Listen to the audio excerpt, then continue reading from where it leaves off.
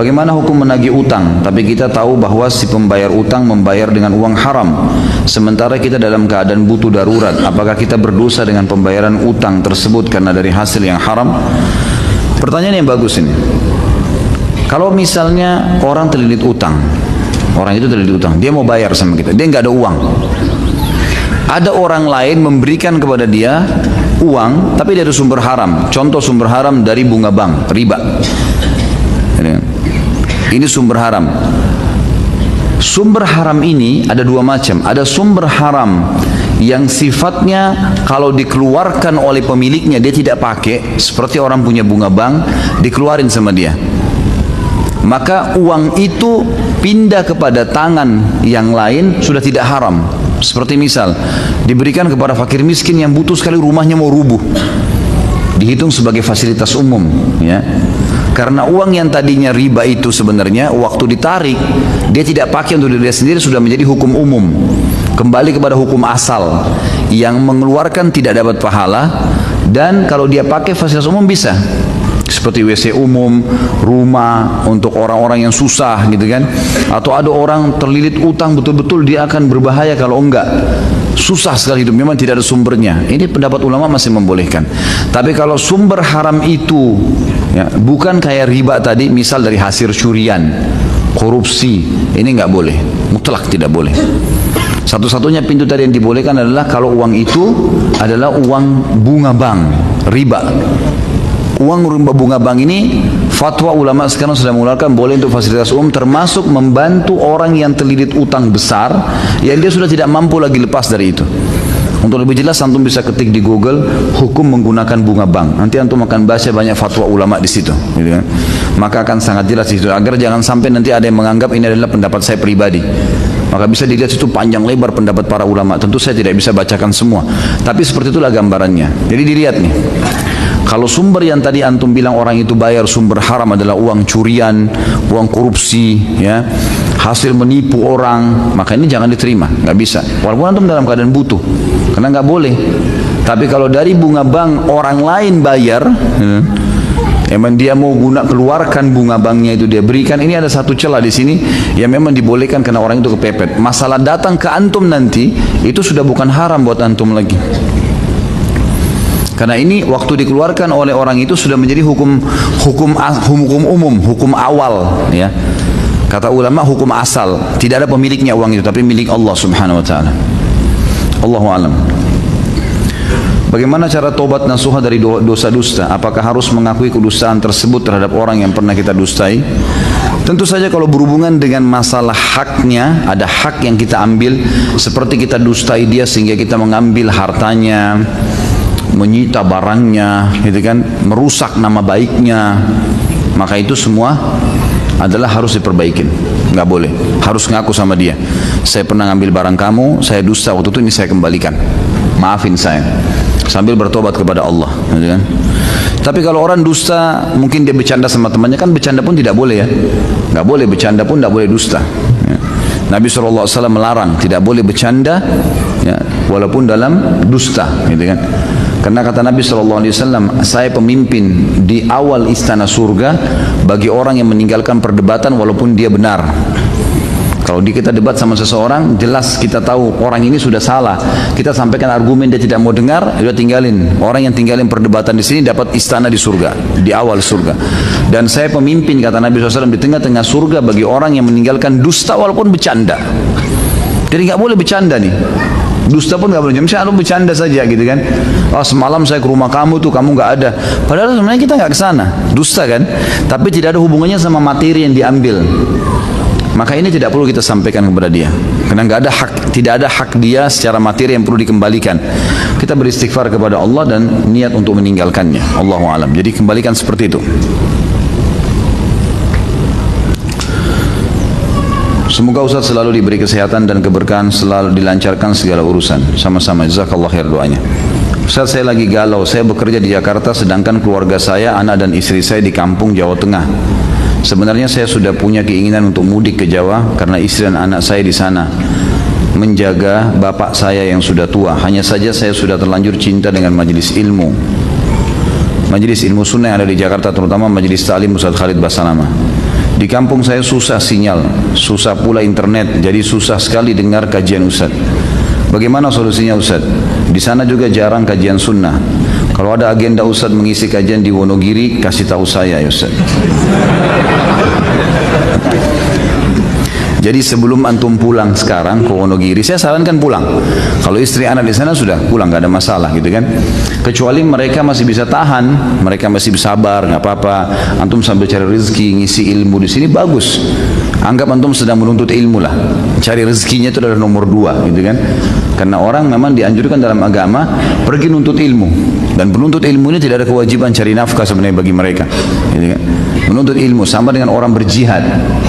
Sambil dia berusaha tentu memenuhi kebutuhan-kebutuhan yang dia mampu. Tapi di sini kita lihat teman-teman sekalian, kalau seandainya memang mereka bisa ada kecukupan, antum ada gaji, antum bisa kirimin mereka bisa sabar sambil nuntut ilmu, bagus, positif sekali. Target setahun 2 tahun ngisi ilmu, majelis ilmu itu penting sekali memang, karena ilmu ini bekal. Tapi kalau nggak bisa, memang anak-anak sana butuh ayahnya, istri juga dikhawatirkan nanti terjadi fitnah, ayah juga yang masih hidup, kebetulan masih hidup dan masih bisa kita berbakti, maka bisa dari Jakarta sekarang antum bisa download ceramah-ceramah ini, gitu kan, di MP3 atau di HP diletakkan, mungkin bisa dibawa pulang gitu kan, atau mungkin bisa diletakkan di DVD, disimpan atau di hard disk, apalah ya, yang insya Allah mungkin tidak butuh internet gitu kan. Mungkin kalau di kampung antum tidak ada, itu sudah cukup insya Allah, bisa ya. Sesekali insya Allah ada rezeki nanti satu waktu ke Jakarta. Tapi tentu tetap lebih ideal adalah, idealnya antum tinggal menuntut ilmu, itu lebih baik. Bukan karena majelis saya, sama siapapun di antara asatidzah kita yang mulia yang punya ilmu, yang bisa diambil dari para ulama, dari para dai, itu sangat positif. Ambil ilmu. Dan saran saya jangan ambil dari satu orang, bukan cuma saya, silakan ambil ilmu dari siapa saja yang antum anggap memang punya kapabilitas ilmu yang cukup, ambil dari mereka gitu kan. Banyak asatidzah masya Allah yang mempunyai rujukan ilmu yang bagus. Itu saran utama. Kalau tidak bisa, memang sesuatu yang harus membuat antum pulang, maka saran saya seperti tadi, bisa di download ceramah-ceramah itu, bisa minta tolong sama teman mungkin yang punya fasilitas di rumahnya internet yang bagus gitu kan, atau ditaruh di wadah apa saja yang kira-kira teman-teman saya yakin tahu semua itu. Hari ini saya bekerja setengah hari karena saya ingin menghadiri kajian Ustadz. Karena jika saya kerja full, saya akan terlambat menghadiri kajian Ustadz dan juga telat sholat maghrib. Bagaimana pendapat Ustadz? Apakah yang saya lakukan ini benar? Ini bagaimana cara jawabnya nih? Kenapa kok Ustadz selalu yang di bawah-bawah nih? Benar nggak ini gara-gara majelis ilmu gitu? Tentu kalau antum punya akad di kantor nggak boleh, akhi. Kalau akad kantor antum kerja sampai jam 5 sore, ya jam 5 sore. Kalau mau lebih aman, pamit. Siapa yang bertanggung jawab di kantor? Khusus hari Rabu misalnya, saya mungkin pamit untuk keluar jam sekian. Bisa nggak? Karena ada majelis ilmu yang saya mau sampaikan. Oh nggak bisa gini-gini, baik. Apa konsekuensinya? Mungkin gaji saya dipotong untuk hari itu setengah atau apa? Nggak masalah. Atau saya ganti dengan jam lain di hari lain saya lembur. Apa negosiasi coba sampaikan gitu kan? Kalau tidak ada pintu sama sekali, akadnya antum tanda tanganin harus jangan ya, nggak boleh. Majelis ilmu, majelis baik, majelis suci, nggak boleh ternodai dengan maksiat. Antum maksiat dengan tempat kerja, nggak boleh. Harus bahasakan baik-baik sama mereka, gitu kan? Karena antum sudah akad. Makanya saya bilang lebih baik sampaikan. Mungkin ada di antara teman-teman yang bertanggung jawab di kantor yang muslim bisa faham. Kita berikan penjelasan dengan cara nego tadi. Mungkin gaji kita dipotong, mungkin kita ganti dengan jam kerja yang lain, lembur, mungkin dan seterusnya. Hal yang positif saja. Allahu a'lam, itu yang saya tahu. Jadi lebih baik seperti itu. Kalau masalah sholat maghrib jangan dihubungkan, akhi. Sholat maghrib antum harus sholat, nggak bisa enggak. Mampir di mana saja masjid, gitu kan? Di mana saja. Saya kalau keluar telat, saya cari masjid di pinggir jalan. Mana masjid, mampir sholat dulu, baru datang ke sini, gitu kan? Nggak ada masalah, sholat dulu. Gitu. Jangan ditunda sholat maghribnya. Jangan hanya kena takut kehilangan majelis, nggak apa-apa. Dan alhamdulillah sekarang fasilitas sudah selalu teman-teman tim upload di YouTube. Kajian kita sekarang, insya Allah minggu depan antum sudah dapat kajian yang sama, sudah ada gitu. Bisa ditonton, bisa diulang-ulangin, insya Allah nggak ada masalah gitu kan. Allahu a'lam. Cukupkah kita taubat nasuha terhadap perkataan dusta dan bohong? Seperti saya bilang, kalau hanya hubungan antum dengan Allah, ya kan, maka itu cukup, dengan tidak ada hubungan materinya orang lain. Tidak ada materi orang yang kita ambil, ya. Itu insya Allah sudah cukup dengan taubat. Tapi kalau ada hubungan dengan orang lain, selain taubat harus mengembalikan haknya orang itu. Bolehkah kita membela teman kita ketika sedang ketika sedang debat, walaupun teman kita posisinya benar? Tidak usah ikut-ikutan, akhi. Tidak usah ikut-ikutan. Saran saya jangan ikut-ikutan kalau ada orang yang sedang berdebat, berbicara, kecuali memang antum punya wewenang di situ. Kita sebagai atasan misalnya, atau kita jelas-jelas tahu si A ini teman kita lagi bertengkar sama si C dan kita si B. Kita tahu si A ini sebenarnya benar, tapi memang betul-betul dia tidak bisa, dia akan terdolimi, haknya akan terambil, dan kita bisa punya kompeten untuk bisa membelanya, ya silahkan. Tapi kalau orang cuma berdiskusi, dialog, kita langsung ambil kursi, duduk, dengarin, kita nggak tahu asal muasal dari mana ceritanya, main ikut-ikutan jadi pahlawan, janganlah, gitu kan? Nggak usah teman-teman sekalian, sibukkan diri kita dengan ibadah yang kita butuhkan, gitu kan? Sampai ulama mengatakan, saya berharap kalau bisa mata saya hanya melihat ke depan dan telinga saya hanya mendengar apa yang terdekat dengan diri saya, supaya saya tidak bertanggung jawab dengan apapun yang terlintas di depan mata saya. Karena mata ini melihat bertanggung jawab, telinga mendengar bertanggung jawab, kan? Sampai mereka berkata seperti itu untuk menjaga supaya jangan sampai ada banyak hisab hari kiamat. Apalagi kalau ada orang yang sengaja iseng, ya, mendengarkan perkataan orang, ikut-ikutan terlibat situ, tuh nggak usah. Kalau antum memang betul-betul harus ya ingkar mungkar karena ini orang terdolimi, haknya akan hilang, maka itu nggak masalah. Tapi kalau hanya sekedar dialog biasa, ya sudahlah, biarkan saja gitu. Apakah ada hadis tidak boleh melakukan sholat ketika azan? Setahu saya tidak ada. Hanya saja memang ada hadis yang berbunyi kalau muadzin sedang mengumandangkan azan, maka ucapkanlah seperti yang diucapkan. Karena memang kita disuruh oleh Nabi SAW ucapkan misalnya Allah Akbar, kita mengatakan Allah Akbar, syahadu la ilaha illallah, kita katakan syahadu la ilaha illallah, gitu kan? Kita ucapkan. Maka kalau kita sholat kan kita nggak bisa ikutin itu. Makanya sebagian ulama mengatakan beranjak daripada hadis ini, lebih baik seseorang nunggu sampai azan selesai. Gitu. Tapi ini bukan larangan ya, ini hanya cuma himbauan. Boleh antum masuk masjid, antum sholat, boleh. Dan boleh kata ulama kalau selesai antum salam, muadzinnya juga sudah selesai, baru antum mengatakan Allah Akbar, syahadu la ilaha illallah, seperti antum niatkan menjawab muadzin tadi. Padahal antum sudah salam, muadzin juga sudah selesai. Karena tadi kita terhalang dengan sholat. Atau mungkin kasus lain, antum masuk masjid, antum lagi sholat tahiyat masjid, tiba-tiba azan. Selesai antum sholat 2 rakaat, azannya sudah selesai, kita nggak sempat ucapkan apa yang diucapkan muadzin. Boleh setelah salam, kata sebagian ulama, kita baru mengulangi muadzin itu untuk mendapatkan fadilah hadis, gitu kan? Tapi tidak ada larangan khusus untuk sholat pada saat azan. Cuman memang himbauannya seperti tadi, lebih afdal mengikuti apa yang diucapkan oleh muadzin. Bolehkah kita berbohong untuk menyelamatkan diri dari seseorang yang mau menyiksa atau membunuh kita? Lihat dulu keadaannya seperti apa nih, gitu kan? Seperti apa kira-kira? Kalau saran saya, Allahu alam, tidak ada kebohongan, gitu kan? Kalau antum belum datang ajalnya, tidak akan mati, mustahil. Mustahil. Ajal antum bukan di tangannya orang itu. Ajal kita di tangan Allah Azza wa Jalla.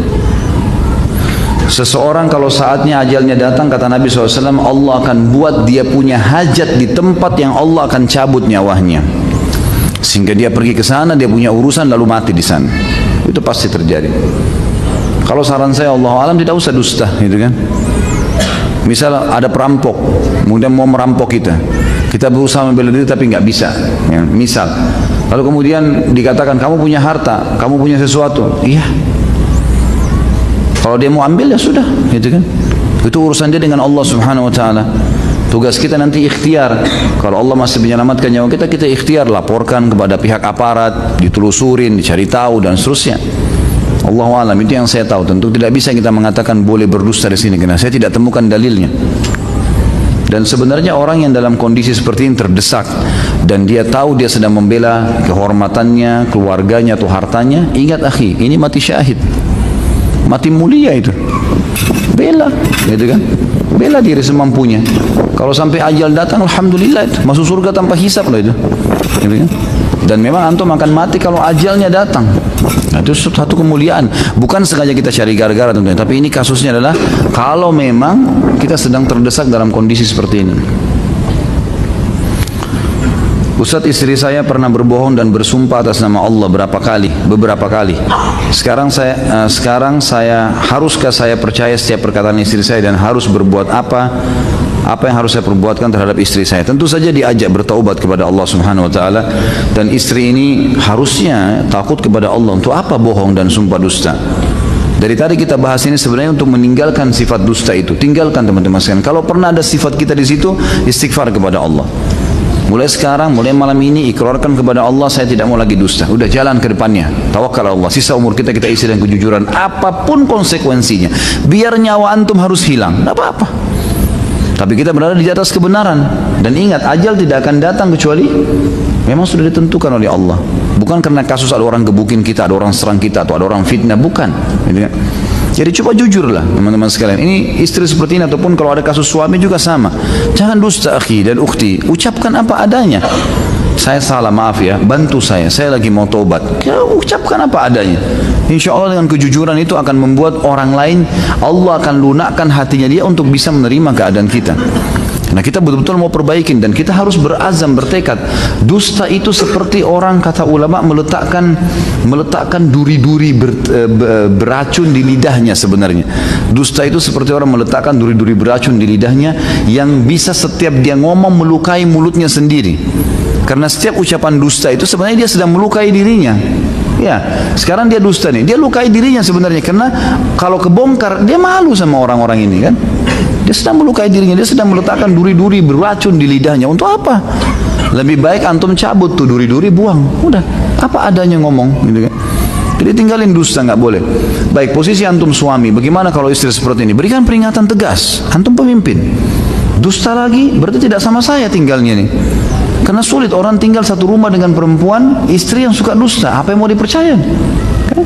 Sama juga dengan laki-laki. Ada suami yang setiap saat dusta terus. Bagaimana caranya istrinya bisa tinggal sama dia? Kan nggak mungkin. Kita akhirnya bingung, yang mana yang benar, yang mana salah nih. Seperti kondisi antum sekarang, antum bingung kan ini? Penanya sekarang bingung. Ini apa yang saya harus perbuat nih? Apakah saya harus percaya atau tidak kalau dia ngomong? Dan orang yang dusta sudah sulit kan gitu.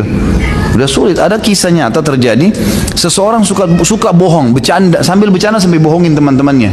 Satu waktu mereka ke pinggir di tengah lautan, terus dia loncat menunjukkan kepada teman dia bisa berenang, ternyata ya kram kakinya, tenggelam. Dia sambil minta tolong, temannya kira bercanda. Akhirnya mati benar gitu. Teman-temannya pikir oh bercanda, diketawa-ketawain dia. Ini suka bercanda soalnya, suka bohong gitu kan. Akhirnya dibiarkan, subhanallah, meninggal dalam keadaan begitu. Jadi nggak ada manfaatnya. Dan saya sarankan pribadi, kalau ada pasangan yang selalu dusta, tidak pernah mau taubat, jangan sama-sama. Allahu a'lam. Karena kita nggak tenang ini. Mau tenang apa kira-kira? Telepon dia dusta, ketemu langsung dia dusta, apa saja dusta ini. Bahaya kan? Ini tidak boleh bersama teman-teman sekalian. Dan minta kepada Allah agar diberikan hidayah pada istri ini, agar dia berubah. Kemudian kita berikan peringatan-peringatan tegas. Kalau kau dusta lagi, nafkahnya akan saya tahan, ini kan. Dusta lagi, kau tidak akan bersama sama saya. Udah, ceraikan saya. Ya sudah, pergi, silahkan. Jangan ketakutan, ya. Di banyak laki-laki ini, subhanallah, di Indonesia saya lihat perlu dicambuk gitu. Iya, terlalu lemah. Jangan pergi sana. Ngapain? Lah iya, sudah jelas istrinya pelacur. Ada gitu pernah kasus. Saya sampai nggak bisa tahan gitu ngeliat ada ikhwah datang, Ustaz, suami istri saya selingkuh sama laki-laki lain. Apa yang saya harus buat? Tinggalin. Ngapain tinggal sama perempuan begitu? Tinggalin, masih banyak perempuan lain akhi. Tapi nggak bisa, Ustaz. Bisa. Kenapa nggak bisa? Bisa. Ini dia sendiri yang bikin kacau hidupnya nih. Saya kalau tidak nikah sama ini saya bisa gila. Gila benar. Bodoh dia sendiri. Kenapa? Perempuan banyak kok. Sama dengan akhwat juga. Banyak laki-laki gitu loh. Banyak yang soleh. Lebih baik kita isi sisa umur kita dengan hal-hal yang bermanfaat daripada habis di situ terus dalam kondisi yang sama. Ngapain? Kalau orang ini nggak mau taubat ya. Kalau orang ini mau berubah, alhamdulillah. Tapi kalau dia tidak mau berubah, apa nikmatnya antum hidup? Kalau setiap saat ditipu, dibohongin, ini kita taruh duit jadi takut, ini jadi takut, itu jadi takut, jadi was-was sendiri hidup. Untuk apa? Nah, Allahu a'lam, itu saran saya. Sekali lagi, kalau dia mau taubat, terima, berikan peringatan-peringatan tegas, gitu kan? Berdoa sama Allah diberikan. Kalau tidak mau, jangan bersama-sama. Allahu a'lam. Bagaimana cara merubah orang yang suka bersumpah dusta? Kalau pemerintah cambuk. Ini kalau pemerintah cambuk 80 jerah. Karena memang begitu hukum syar'inya kan. Orang yang dusta, sumpah dusta itu hukumnya dicambuk. Diberdiriin di depan umum, bajunya kalau laki-laki dibuka punggungnya dicambuk 80, dilihatin orang-orang. Berdarah biarin. Jadi dia kapok, berhenti. Itu hukum kalau pemerintah, mestinya hukum syar'i begitu. Makanya dalam buku-buku fikih kita namanya haddul muftari, hukuman cambuk bagi pendusta dan penyumpah dusta ini, saksi dusta, semuanya dicambuk. Surah An-Nur yang menceritakan tentang 3 orang yang akhirnya memfitnah Aisyah radhiyallahu anha berzina kan. Ada Muslim bin Abi Muslih, ada Hamna binti Jahash, dan juga ada Hasan bin Thabit. Sahabat-sahabat yang mulia tapi terikut arus, akhirnya dusta. Akhirnya menyebarkan berita dusta, dicambuk oleh Nabi SAW. Perintah Allah suruh cambuk 80 dinar. Ini kalau pemerintah. Kalau individu, nasihat ini nggak boleh, haram. Apa manfaatnya kalau dusta? Apa manfaatnya? Nggak ada manfaat sama sekali. Untuk mendapatkan sesuatu manfaat dunia, hukumannya lebih berat. Nasihatin 1, 2, 3, 4, 5 dari tadi panjang lebar saya jelaskan banyak apa yang teringat pada saat itu sampaikan. Kalau tidak mau, jangan bergaul sama orang seperti ini. Pendusta nggak boleh jadi teman. Ini sifat munafik. Orang mukmin tidak boleh punya sifat ini. Apabila di perusahaan terdapat resource divisi X sebanyak 10 orang dan divisi Y sebanyak 8 orang, total 18 tim teknis. Suatu ketika klien bertanya berapa banyak resource Anda, yang dimaksud klien divisi X. Kemudian saya jawab 18 tim teknis, padahal saya faham pertanyaan dari klien. Bolehkah itu Ustaz? Haram. Haram, ini dusta. Sudah tahu kalau yang dimaksud yang satu tim yang 8 orang, kenapa jawab 18? Untuk apa? Untuk dapat bonus? Haram akhi, nggak boleh. Haram ya, jelas, nggak boleh dibuat, dosa. Ada orang yang sumpahnya mengatakan sumpah ketabrak semut. Apakah sumpah tersebut termasuk berbahaya? Apa ini iseng apa? Ketabrak semut. Untuk apa ini? Apakah sumpah itu berbahaya? Ya mungkin berbahayanya karena dia permainkan sumpah itu. Tapi untuk apa sumpah begini? Ngomong yang bermanfaat, nasihat, sesuatu yang bermanfaat, ambil ilmu dari orang. Ya akhi, orang mukmin dan mukmin itu tidak boleh ngomong kecuali yang bermanfaat. Man kana yu'minu billahi wal yawmil akhir falyakul khairan aw liyasmut. Itu kaidahnya. Siapa yang mengaku beriman pada Allah dan hari akhir, dia harus mengucapkan mas, yang khair, yang baik. Ambil ilmu dari orang. Kalau saya targetnya, kalau saya pribadi, setiap kali saya ketemu orang, saya dapat ilmu apa dari orang ini? Saya selalu coba bertanya sesuatu yang merupakan kelebihan dia apa nih, supaya saya bisa dapat manfaat. Jangan kosong, atau dia dapat manfaat dari saya. Itu prinsip. Maka teman-teman kalau mungkin ada interaksi sama saya, mungkin pernah datang, saya nggak mau ngomong kosong tuh. Sesuatu apa sih yang bermanfaat? Ada yang bisa bermanfaat, sesuatu yang kita bisa tanya, ambil ilmu, atau dia dapat ilmu, dia konsultasi, silahkan. Kalau kosong untuk apa? Nggak ada manfaatnya. Karena detik umur kita berjalan kan, harus targetnya dari pahala ke pahala, dari pahala ke pahala. Apalagi nih, apalagi harus begitu. Karena buku amal kita dicatat terus gitu. Maka jangan sia-siakan teman-teman. Cukuplah waktu-waktu dulu kita suka buang-buang waktu kosong. Kalau kita lihat buku amal kita dulu, mungkin yang sering kita ngomong kosong, main gaple lah, main catur lah, buang-buang waktu. Apa manfaat? Dari mana itu orang bilang belajar perang dari catur? Bohong tuh. Mana bisa kuda jalannya L? Hah? Emang begitu orang di medan perang? Alasan semua. Apa ini buang-buang waktu kosong untuk apa teman-teman sekalian? Lebih baik antum baca buku 1 jam 2 jam, baca berapa lembar, baca Al-Quran bisa 50-70 ayat, bisa 100 ayat tuh kan. Majelis ilmu antum dengar ceramah lebih baik daripada buang-buang waktu karena di pinggir jalan sampai buang waktu berapa jam, berjam-jam. Semoga Allah kasih hidayah. Apa manfaatnya? Olahraga otak, baik olahraga otak juga baca, hafal tuh olahraga otak tuh. Orang yang sering menghafal, kenapa dalam agama dimotivasi hafal Quran, hafal hadis, ya kan? Nabi SAW memotivasi para penuntut ilmu untuk hafal, karena hafalan itu mengencerkan otak lah kalau bahasa kita ya. Hafalan, bukan dengan cara permainan, hafalan itu akan memberikan kepada kita tambahan. Itu yang dinukil dari para ulama kita, makanya mereka menghafal. Kita tidak pernah temukan di dalam agama kita ada istilah teka-teki. Coba antum lihat dari Al-Quran dan Sunnah, nggak ada itu Nabi SAW sengaja menjebak sahabatnya untuk menjawab atau nggak ada teka-teki. Jelas A, B, B, jelas, hafal, kerjakan, tinggalkan, jelas semuanya, gitu kan? Jadi ini yang kita lakukan, sesuatu yang bermanfaat, karena dari sesuatu yang bermanfaat akan mendatangkan manfaat yang lainnya. Jangan pernah ada waktu kosong. Siapa yang mengaku beriman pada Allah hari akhir, dia harus berkata yang benar, bermanfaat, atau dia diam saja. Di masjid-masjid banyak yang menghadiahkan bacaan surah Al-Fatihah ditujukan kepada para almarhum atau almarhumah dan juga kepada Syekh Abdul Qadir Jailani. Kenapa kok Syekh Abdul Qadir Jailani bukan syekh-syekh lainnya? Jazakallah khair. Tanya yang lakukan. Jangan ke saya kan. Kenapa dia lakukan? Kenapa cuma Syekh Abdul Qadir Jailani? Coba tanya ini. Jadi kalau saya tidak punya jawaban, saya tidak tahu kenapa melakukan, karena saya sendiri tidak melakukan itu. Allahu a'lam. Bagaimana pendapat Ustaz tentang pemimpin yang sekarang hanya berumbar janji dan sumpah palsu, yang sudah mengiming-imingkan para rakyatnya dan ternyata sekarang hanyalah sebuah angan-angan palsu? Hukuman berat. Sumpah palsu, dusta, janji, bohong, ini semua luar biasa dosanya. Dalam hadis kata Nabi SAW, siapa yang diberikan amanah memimpin masyarakat, ya kemudian dia meninggal dalam kondisi dia menipu rakyatnya, apa yang dia ucapin, diumbarin, ternyata tidak dijalankan, maka surga haram baginya. Hadis sahih itu. Jelas ancaman. Dalam hadisnya dikatakan dia pasti masuk neraka. Untuk apa? Untuk apa semua ini? Untuk dapat jabatan. Teman-teman coba bayangkan, anggap seorang presiden berhasil 2 periode, 10 tahun. Baik, berlalulah 10 tahun. Seperti apa yang dia inginkan dengan umbar janjinya segala. Setelah selesai 10 tahun, dapat apa? Dikenang namanya, dipasang fotonya, hanya itu. Lalu kemudian kita tanggung konsekuensi orang yang didustai satu Indonesia. Itu bukan main-main itu. Ini orang-orang kalau datang hari kiamat menuntut kita bagaimana nih? Gitu. Satu orang aja sudah bisa habisin pahala kita, apalagi banyak orang. Bagaimana mereka tidak berpikir? Tentu itu pelanggaran ya, jelas-jelas.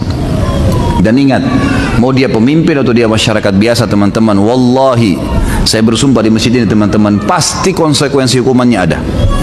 Gak ada ceritanya dosa sekecil apapun tidak ada pembersihannya. Wallahi ada pembersihannya, pasti. Kalau bukan masyarakat yang hukum, nanti akan dihukum tuh.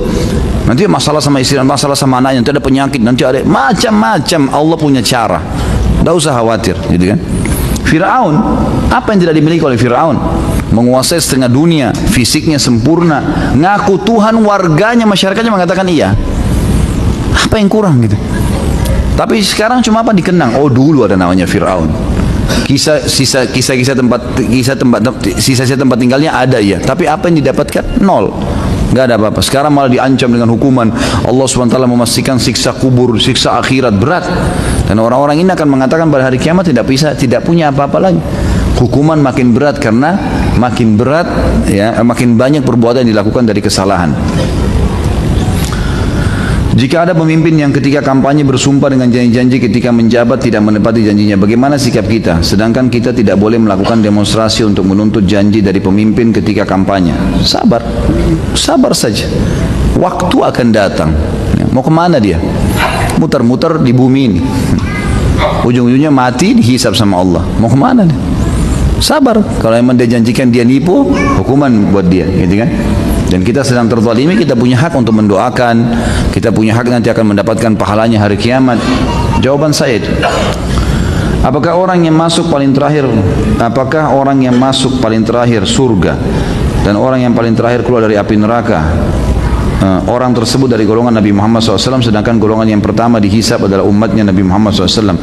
Dan Nabi Muhammad SAW tidak akan masuk surga sebelum umatnya masuk ke surga terlebih dahulu.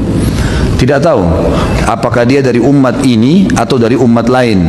Tapi hadis Bukhari menjelaskan akan keluar penghuni surga terakhir dari neraka. Itu hadisnya begitu. Penghuni surga terakhir dari neraka. Seperti itu saja lafaz hadisnya. Tidak dijelaskan apakah umat Islam, umat Muhammad SAW atau umat-umat sebelum kita. Allahu a'lam. Itu enggak jelas. Masalah hadis bahwasanya umat Nabi Muhammad SAW pertama surga bersama dengan umatnya, ini adalah umat-umat Islam yang masuk surga dulu. Memang dasarnya mereka sudah masuk surga tanpa hisab atau mereka sudah lolos di hisab. Itu memang masuk bersama Nabi SAW. Tapi yang punya dosa masuk neraka dulu. Yang punya dosa masuk neraka dulu. Dan ada di antara umat-umat Islam, umat Muhammad SAW yang kata Nabi SAW dalam hadis riwayat Tirmidzi, ada di antara umatku akan menyelamatkan dengan syafaatnya. Maaf, ini kalau tidak salah hadis riwayat Bukhari. Ada di antara umatku yang bisa menyelamatkan dengan syafaatnya seperti jumlahnya suku Mudar. Suku Mudar ini ada suku besar sekali di zaman Nabi SAW, itu jumlahnya mungkin 100.000 orang. Jadi seseorang hari kiamat kalau lolos dari timbangan amal, misal antum Masya Allah ibadahnya banyak nih, lolos timbangan amal, dosa kita sedikit. Misal pahala 1 juta, dosanya cuma 10 atau 20, banyak yang lebih. Maka kadar lebihnya pahala kita itu kita bisa menolong orang lain, tapi tidak dikasih pahala kita ke dia.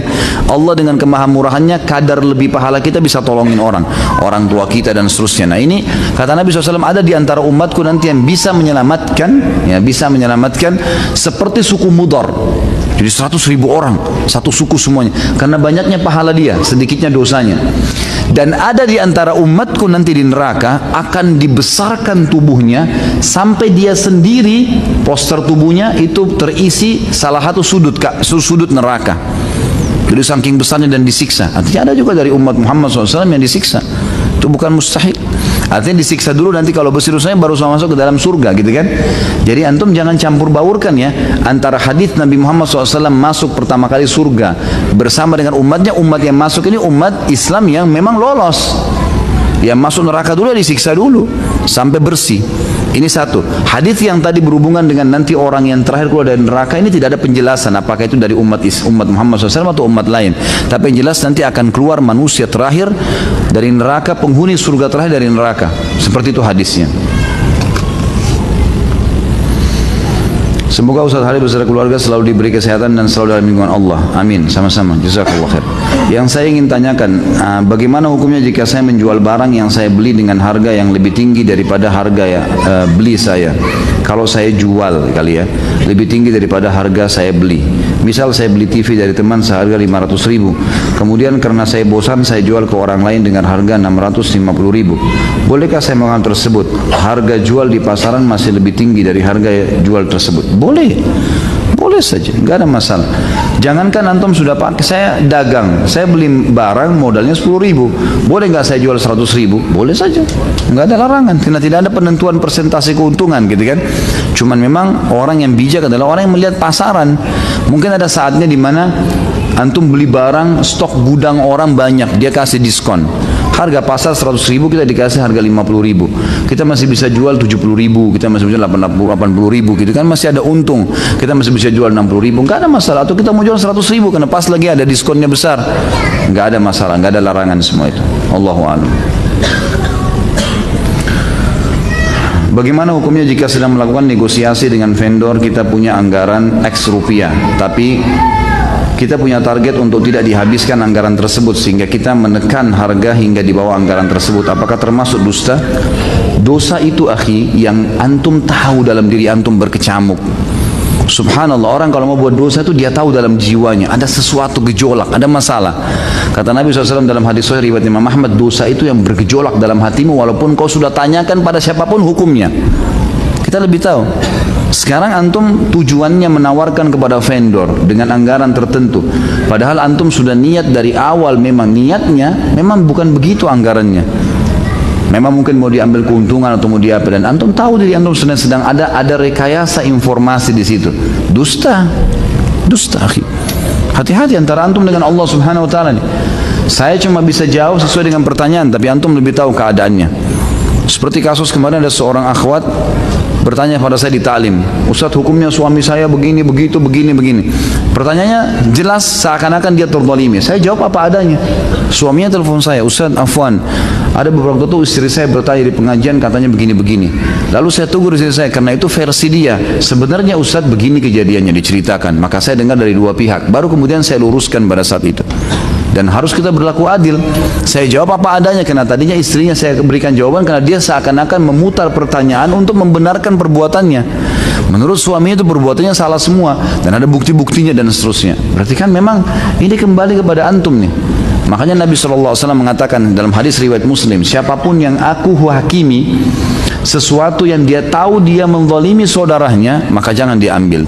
Karena kalau dia ambil, maka berarti saya sedang memasukkan sebagian anggota tubuhnya atau ke dalam tubuhnya api neraka. Hati-hati ya akhi. Apa adanya, proyek sekian ya sekian.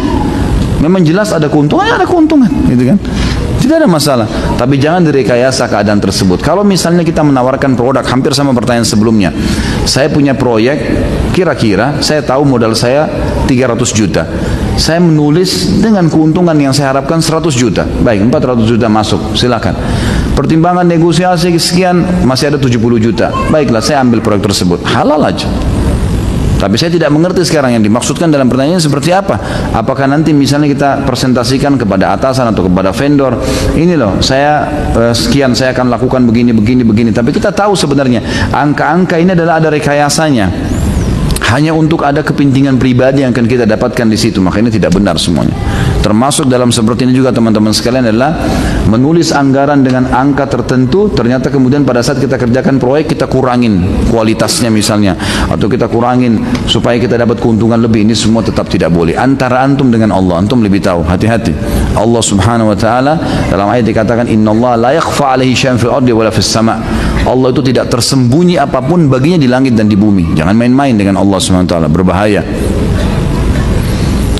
Saya punya adik ipar laki-laki udah menikah, tinggal di rumah saya, sering berbohong terus, udah sering dinasihatin tapi tetap juga bohong, dan pernah juga diberitahu diberi hukuman. Tolong nasihatnya.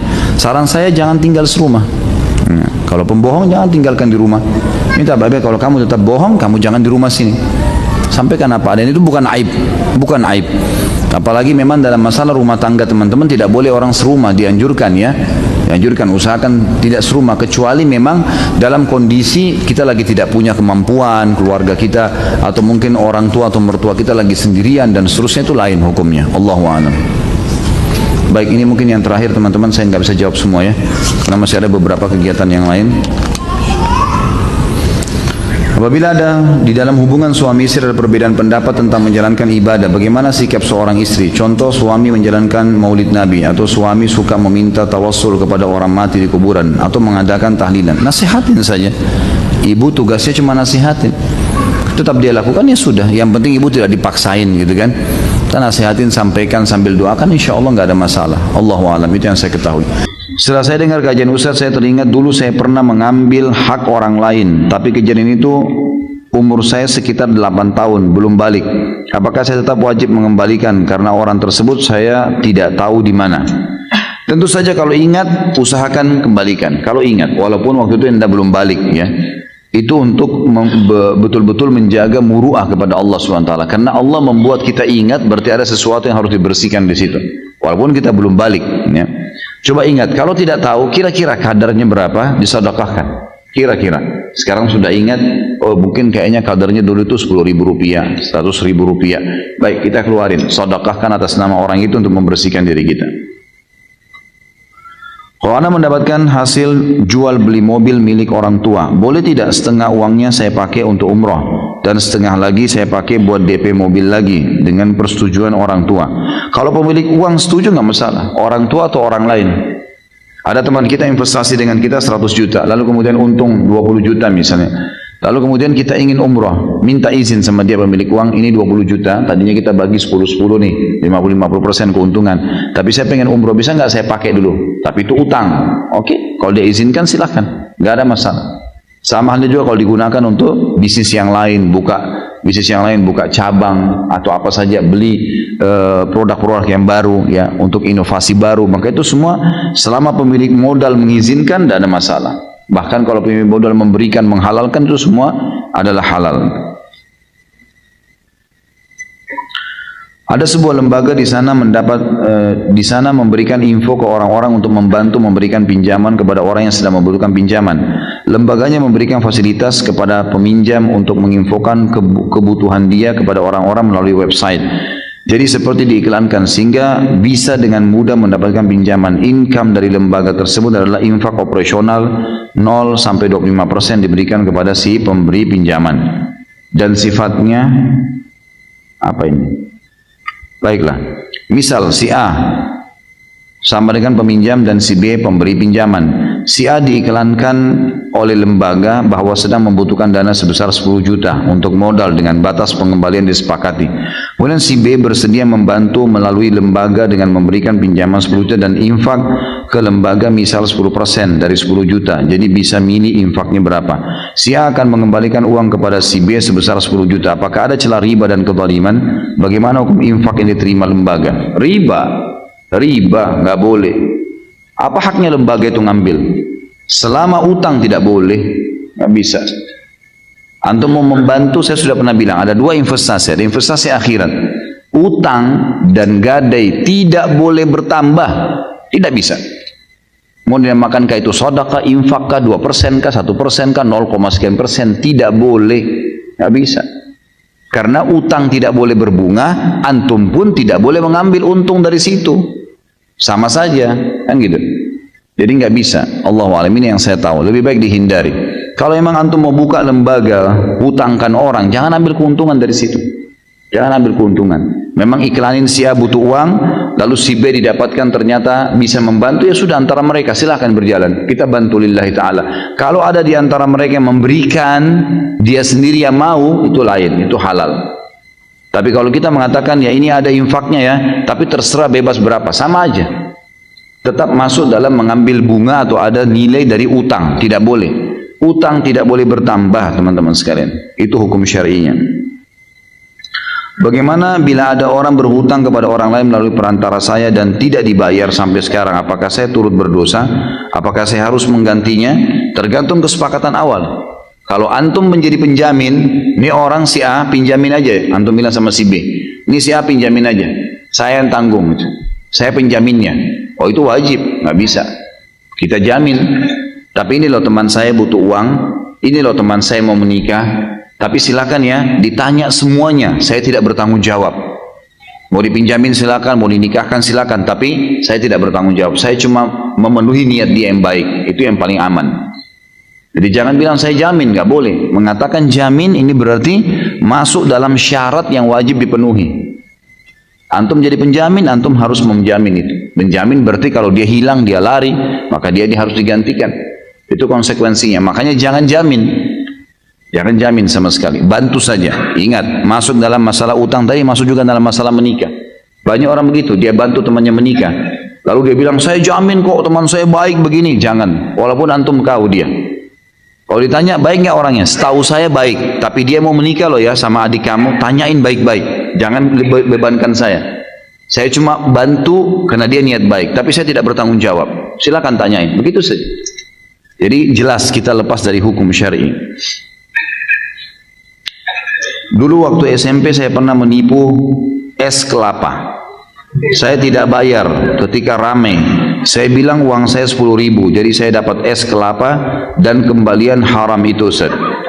Pertanyaannya, apa saya sudah tidak bisa masuk golongan 70.000 umat Muhammad, umat Rasulullah SAW masuk surga tanpa hisab? Masih bisa, tapi taubat dan kembalikan, cari itu penjual es tuh.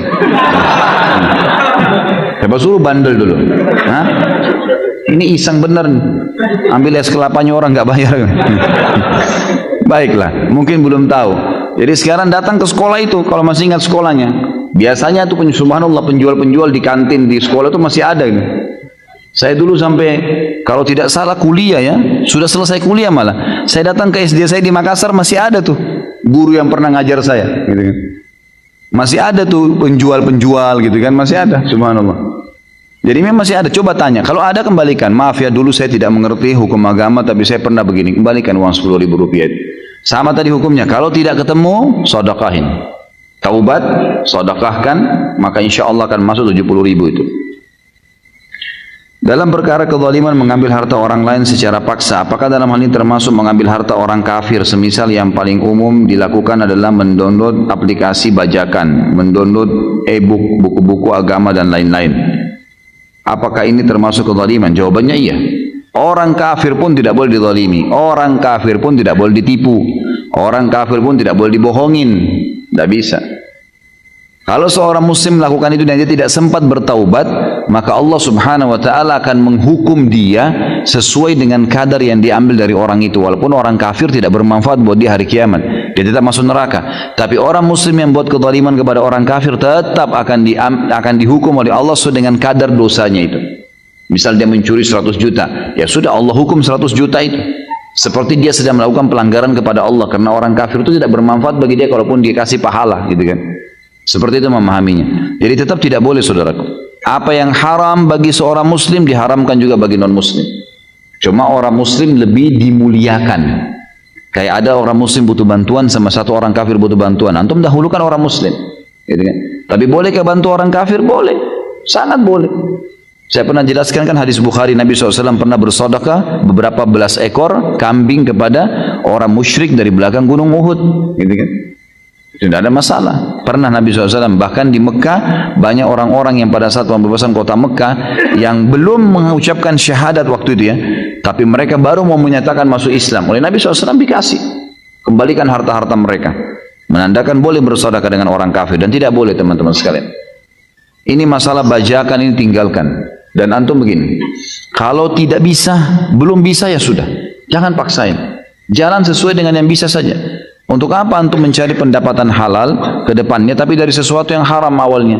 Sama begini, pastikan rumah tangga yang dimulai dengan zina pasti sering ribut, pasti ribut, kacau tuh, karena pembersihan dosanya. Sama tadi, antum mulai usaha, mulai buka, tapi dengan bajakan-bajakan, itu ada konsekuensi pembersihan. Jangan heran nanti kalau ada pegawai yang menipu, jangan heran nanti kalau pegawai keluar masuk, jangan heran nanti kalau terjadi hal-hal yang tidak diinginkan. Harus ada konsekuensinya. Lalu untuk apa teman-teman? Untuk apa? Belum bisa ya sabar, ada duit baru beli, gitu kan?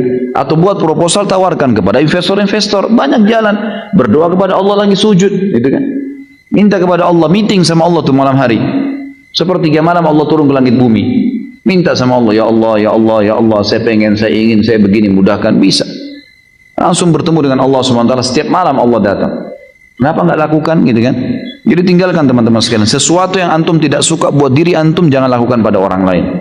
Coba kalau antum di posisi orang itu lalu dibajak, mau nggak? Kita nggak mau kan? Lalu untuk apa antum lakukan? Lebih baik jangan teman-teman sekalian. Dan jangan paksakan, kebanyakan teman-teman seperti ini karena memaksakan di atas kapasitasnya dia. Orang kebanyakan terlilit utang, KPR mobil misalnya, karena dia memaksakan di atas kapasitasnya, belum mampu, tapi dia paksain, akhirnya susah, akhirnya kena riba, gitu kan? Kalau sudah kena riba, cari ustadz untuk menyelamatkan diri, gitu kan? Ustadz gimana, saya sudah terlanjur, gitu. Padahal dari awal, kalau ustadznya jeli ditanya tuh, emang dari awal waktu cicil mobil itu sudah tahu kalau nggak bisa bayar? Kalau dia bilang nggak bisa, tuh bahaya dosanya kan? Sudah tahu sebenarnya. Jangan paksakan diri. Naik angkot nggak apa-apa, gitu kan? Naik busway, apalah gitu kan? Lakukan dulu sesuatu. Atau mungkin belum bisa mobil, motor dulu. Belum bisa motor, sepeda, gitu kan? Apa sajalah, yang penting halal. Teman-teman sekarang kita tidak tahu kita bisa hidup hari ini atau tidak. Ada jaminan untuk bisa pulang ke rumah malam ini? Tidak ada jaminan. Lalu untuk apa pakai yang haram ini? Untuk apa? Hanya untuk dikatakan, oh hebat punya mobil ya, hebat punya rumah ya. Untuk apa? Tidak ada manfaatnya teman-teman sekalian. Tidak ada manfaatnya. Untuk apa paksakan diri di atas kapasitas kita? Jangan teman-teman sekalian. Terlalu berat konsekuensinya hari kiamat. Apa hukum melipat pakaian atau celana ketika sholat? Dilipat apa maksudnya nih? Lengan kah? Kaki kah? Banyak, gitu kan? Kalau menggulung pakaian lengan, itu juga ada sebuah hadis yang melarang memang ya. Dalam sholat, beda kalau lengan pendek, tapi memang lengannya ada terus digulung. Itu juga ada larangan sebenarnya. Dan ini masuk, ulama masukkan juga sama dengan celana. Lebih baik sekalian dipotong. Ya, dipotong sudah nggak ada keraguan lagi. Sudah sekalian, gitu kan? Mau dia melorot, tidak melorot, tetap tidak isbal, kan aman, gitu. Kenapa nggak sekalian teman-teman? Kalau mau patuh sama Allah, jangan setengah-setengah nih. Harus jiwanya yang kuat, tegar. Bahwa kalau kita mati berhadap sama Allah, memang kita sebahagia, memang sudah selesai urusannya, gitu kan? Jadi jangan setengah-setengah. Saya kadang iri melihat orang yang dilebihkan harta oleh Allah. Saya tahu bahwa sifat saya jelek. Tolong nasihati saya Ustaz, agar tidak kufur nikmat dan berburuk sangka kepada Allah. Lihatlah selalu orang yang di bawah kita. Kalau misal ada orang, kita lagi diberikan oleh Allah motor ini misalnya tahun 2012 lah misal motor itu. Jangan lihat orang motornya yang lebih mewah. Lihat orang yang lebih susah, teman-teman sekalian. Lihat orang yang lebih susah. Saya kemarin di Makassar, subhanallah, masuk ke satu tempat orang cacat. Tidak tahu kenapa kami tiba-tiba pas lagi mau ceramah, itu kan mampir di tempat itu untuk sholat asar. Habis asar janjian untuk ceramah. Pas masuk di sana, sholat duhur baru kemudian saya ceramah habis duhur. Pas masuk di situ ternyata itu lembaga pemerintah resmi untuk mengurus orang-orang cacat. Kami masuk di masjidnya, dari imamnya sampai makmumnya semuanya cacat. Subhanallah. Kayak Allah lagi peringatkan gitu. Kita turun, panitianya datang dengan mobil mewah, dijemput mobil mewah, lalu turun, subhanallah, sholat di situ. Begitu masuk di saf, saya sudah mulai lihat kiri kanan, subhanallah, imamnya cacat. tubuhnya pendek, kemudian dia ada masalah di fisiknya. Orang di sebelah semua sholat ini orang cacat. Ada yang satu datang subhanallah masuk masjid sampai menggiling-gulingkan badannya untuk sholat gitu kan. Saya balik kiri kanan lalu saya mengatakan subhanallah. Coba lihat ikhwani bagaimana Allah sampaikan kita di masjid ini untuk memberikan peringatan kepada kita. Lihat ada orang yang susah, tapi mereka tetap semangat hidup, mereka bekerja. Lihat nih, kalau kita mau lihat selalu orang-orang yang lebih hebat fisiknya daripada kita, lebih gagah, lebih cantik, lebih kaya, kita tidak akan pernah bersyukur. Lihat orang-orang yang begitu. Coba antum lewat, alhamdulillah di Indonesia cukup banyak. Kita bisa lihat orang yang tiap hari pungut gelas-gelas air mineral, bajunya kotor gitu kan. Ada banyak tangannya kotor, hidupnya susah. Sampai ada yang jalan setengah mati gitu. Saya hampir setiap hari, tidak pernah tidak teman-teman sekalian. Setiap saya keluar dari rumah saya di Condet menuju ke Kemang, menuju kemana-mana kalau lagi pengajian, pasti saya dapat. Tidak pernah kurang dari 3-4 orang miskin itu sudah pasti. Pasti orang susah. Kemudian saya sempat mampir, lihat mereka, tanya kabarnya bagaimana. Jadi biar saya tahu ini motor aja saya pakai sudah nikmat yang luar biasa. Alhamdulillah. Ada orang kesian, jalan kaki, sendalnya putus, tua. Antum masih pakai sendal baru, sendal bagus. Gitu kan? Selalu lihat orang yang di bawah. Itu nasihat yang paling luar biasa. Kata Nabi SAW, kalau kalian diberikan nikmat, lihat orang yang di bawah kalian. Karena kalian lihat orang yang di bawah kalian, karena kalian akan selalu bersyukur. Dan ulama mengatakan kalau mau ditambahkan, dilengkapkan hadis ini, bukan ditambahi hadisnya, tapi dilengkapkan dengan cara memahami kalau diberikan cobaan lihat orang yang lebih berat. Misal kita lagi flu, lihat ada orang yang flu dan demam. Kita flu dan demam, ada orang flu, demam dan rematik. Kita flu, demam, rematik, ada orang stroke. Kita stroke, ada orang yang meninggal dunia. Ada orang yang lebih berat dari cobaan kita. Maka kita akan terus bisa menjalani kehidupan. Sudah sunnatullah. Subhanallah, orang susah lebih banyak daripada orang mampu, orang kaya tuh. Lebih banyak orang susah daripada orang kaya. Saya kemarin subhanallah mau ke Balikpapan, baru kemarin dari Sudirman saya naik motor ke pengajian, kemudian saya minta tolong salah seorang ikhwan untuk jemput motor saya, lalu saya naik taksi. Udah naik taksi, ada bapak supir taksi ini orang yang sudah tua. Mungkin ya kalau saya lihat umurnya sudah mendekati 70 tahun. Rambutnya putih semua, duduk ngobrol sama saya. Dari bahasanya beliau, saya tangkapnya kayaknya memang orangnya, dia bilang sudah takdir saya nih, Pak, saya selalu jadi supir dari dulu gitu. Dia tidak menyelesaikan sekolah gitu. Tapi alhamdulillah saya hidup. Alhamdulillah Pak. Saya dengar ceritanya teman-teman sekalian, kalau saya dari awal sampai ke bandara dengar ceritanya, subhanallah uang 1.000 rupiah itu bernilai sekali buat dia, gitu kan? Luar biasa itu. Sampai dia bilang saya store ini Pak susah, store taksi ini 320.000 per hari, susah dia bilang. Saya kumpulin susah. Tapi alhamdulillah anak-anak saya sekolah di pesantren 3 orang, alhamdulillah begini, alhamdulillah begini. Saya bilang Pak, waktu dia sudah ngomongin saya, Pak, Bapak tinggal sabar meninggal, Bapak masuk surga nih. Ini sekarang cobaan Allah yang sedang datang Pak. Itu adalah sesuatu nikmat yang besar kepada Bapak. Karena dengan cara seperti ini Bapak dalam ketaatan Allah. Mungkin kalau Bapak diberikan lebih daripada ini, ya, mungkin Bapak lebih susah. Ya. Nanti akhirnya susah, lupa dengan Allah. Sekarang Bapak masih mau mampir sholat. Bapak masih mau mengingat kelebihan-kelebihan yang Allah berikan. Ya. Maka itu sebuah nikmat, syukurilah. Saya melihat subhanallah, Allah kayak perlihatkan lagi saya. Nih lihat nih, ingat Khalid, ini ada orang yang lebih susah. Saya bersyukur terus sepanjang jalan. Alhamdulillah Allah masih kasih saya bisa jalan, bisa normal, saya masih bisa punya pendapatan, masih bisa biaya keluarga, istri, anak saya. Alhamdulillah, dan berusaha dari rezeki halal. Jadi coba lihat orang yang lebih susah teman-teman. Banyak sekali gitu kan. Kita kalau masuk di gang-gang di Indonesia ini, saya berapa kali masuk di kampung Melayu, di beberapa gang jalan, waktu itu ada mau azan, saya antar istri saya ke Hermina di rumah sakit waktu itu. Kemudian saya masuk cari mana masjidnya di sini. Oh di belakang, lewat gang-gang, masuk gang. Rumah-rumah orang berdempet-dempetan semua. Ada orang yang buat, bapak-bapak lagi buat gorengan, jual gorengan di depan rumahnya. Saya lihat mungkin ya modalnya mungkin 70.000, 100.000 gitu kan modalnya. Kemudian dia jual di tangga-tangganya, datang beli, bayar 1.000, untung 100 rupiah, 200 rupiah. Seperti itulah. Dan hidup, orang-orang hidup. Azan mereka ke masjid, sholat dengan bahagia, pulang ke rumah pakai sendal jepit, masya Allah, enak hidupnya tuh, gitu kan? Dan ingat teman-teman sekalian, kata Nabi SAW, bukan saya larang antum menjadi orang kaya. Kalau Allah lagi bukakan, alhamdulillah. Apalagi kalau bisa diikuti dengan ilmu.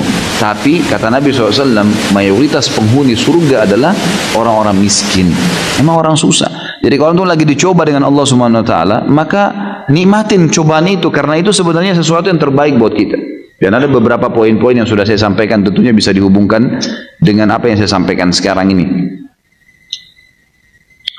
Saya pernah mendengar kajian tentang riba. Apakah uang yang tercampur dalam bank itu riba? Sedangkan gaji setiap bulan selalu ditransfer ke bank dan selalu mendapat bunga. Tentu saja tergantung pekerjaan antum. Kalau pekerjaannya halal maka tidak ada masalah. Dan kalau bisa dialihkan ke bank syariah, saya sudah katakan itu jauh lebih baik. Alihkan ke bank syariah jauh lebih baik. Kalau tidak bisa pun harus di situ, ya sudah. Apa boleh buat, yang penting jangan interaksi dengan bunganya. Kalau lagi di print tiap bulan misalnya, print minta, ada kan kodenya sendiri bunga itu. Ini jangan diambil bunganya. Jangan interaksi di situ, dan insya Allah tidak ada masalah. Kalau tidak ada jalan lain, kalau masih bisa, alhamdulillah lebih baik dipindahkan ke bank syariah sebagaimana sudah saya pandu pertemuan yang lalu. Ketika kita berhutang dengan orang lain, tapi sebelum kita bayar ternyata orang tersebut sudah meninggal dunia, lalu kita tidak tahu di mana rumah keluarganya saat ini. Apakah hutang tersebut akan jadi tanggungan ana sampai hari kiamat nanti? Bagaimana ana membayarnya sedangkan tidak tahu di mana rumahnya? Sudah kita jawab ya. Jadi sedekahkan atas nama orang itu. Tentu setelah berusaha mencari tahu ya. Kalau sudah tidak tahu sama sekali baru sedekahkan atas nama orang itu, bukan atas nama antum tapi atas nama orang itu. Apakah boleh berinfak dengan niat membayar utang tersebut? Orang yang kita tidak bisa temui tadi, ya sudah saya jawab. Ana pernah meminjam uang kepada orang lain dan sampai saat ini orang tersebut tidak Ana pernah meminjamkan uang kepada orang lain dan sampai saat ini orang itu belum membayar utang. Apakah ini termasuk pembersihan dosa di dunia sebelum yang tadi Ustaz sampaikan? Tentu saja. Semua cobaan yang datang kepada kita sebagai orang muslim di dunia itu akan jadi pembersihan dosa, semuanya. Termasuk uang antum yang tidak dibayar oleh orang lain. Yang sudah saya bahasakan khusus utang, siapa yang berutang, mengutangkan orang lain, kemudian tidak dibayar, sampai jatuh tempo, dia seperti bersedekah setiap harinya, setengah dari harta itu. Kalau sudah sampai jatuh tempo dan dia belum bayar, double pahalanya. Gitu ya. Double, jadi seakan-akan kita sedekahkan setiap hari double itu. Maka mungkin kalau orang tidak utang dengan kita, maka kita tidak akan sedekah sebanyak itu, tidak dapat pahalanya. Bersangka baiklah dengan Allah.